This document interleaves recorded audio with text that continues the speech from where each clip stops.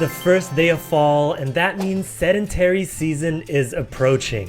Don't undo all that activity you did this summer by remaining sedentary. Here's how you can remain active as the sedentary seasons approach. Keep those steps up. I know you got a lot of steps in during the summer with those outdoor walks. Just keep moving to get that blood circulating and that heart going. Do it indoor, outdoor, follow a cardio plan, just keep moving. Don't let your glutes go dormant. Do these leg lifts to the back and to the side. You'll be doing a lot of sitting this season. Wake them up from time to time. That goes for your hamstrings too. They can remain tight if you don't wake them up. Do these leg curls when you can. Less movement, especially less walking, means your hip flexors will get weak. March in place and bring those knees nice and high to activate them. Bring them to the side as well to hit different ranges. Now let's not forget about strength. We want to keep those muscles nice and strong. Simply sitting and standing will maintain that strength.